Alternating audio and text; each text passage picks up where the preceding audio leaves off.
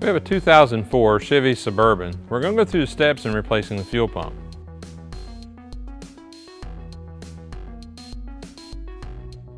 We'll start by bleeding the pressure off the system using our pressure relief valve on our gauge.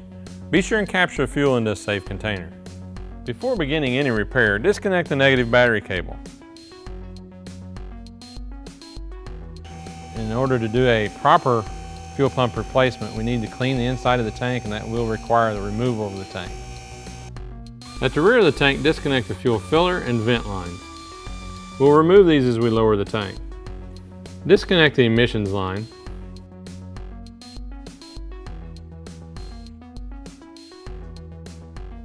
At the front of the tank, remove and disconnect the carbon canister.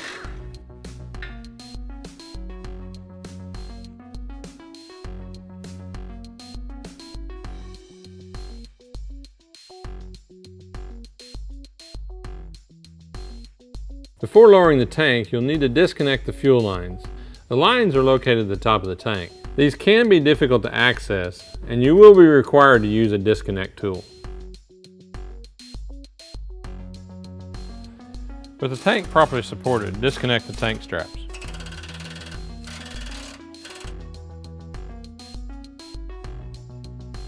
Partially lower the tank and remove the emissions line from its bracket. Also disconnect the electrical connections.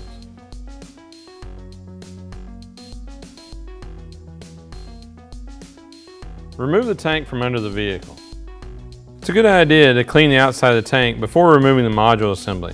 This will keep any excessive debris from getting in the tank. Remove the fuel lines from the retaining clips, then remove from the module assembly.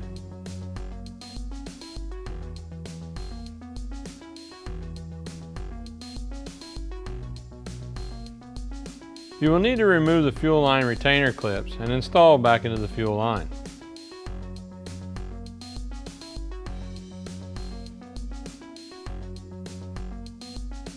Remove the fuel pump locking ring using a brass non-ferrous punch, turning it counterclockwise.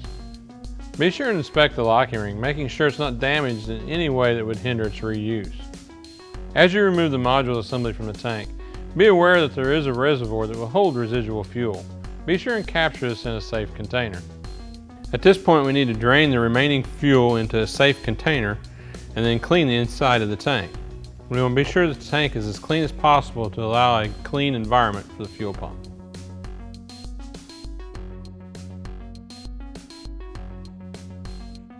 With the inside of the tank thoroughly cleaned, we're ready to install the new Airtex module assembly. As you lower the module assembly into the tank, be sure and align the locating tab on the flange with the recess in the top of the tank. Reinstall the locking ring, turning it clockwise, making sure that the safety retainer is fully into position. Install the fuel lines and reposition into the holding brackets. For ease of installation, we'll remove the fuel line retaining clip from the fuel line and install into the fuel line fitting.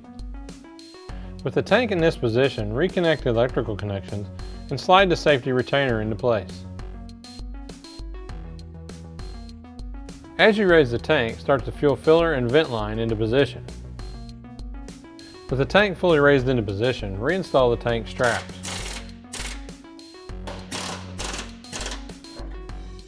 And tighten the fuel filler and vent line. Connect and install the carbon canister.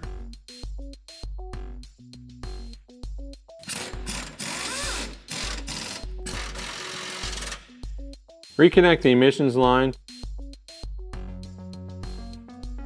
and reconnect the fuel lines.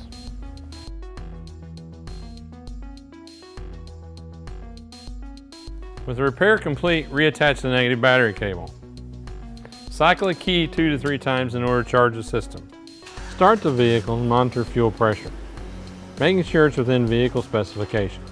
Now before we remove our pressure gauge, we'll shut the vehicle off and bleed the pressure using our pressure gauge, making sure to capture any fuel into a safe container.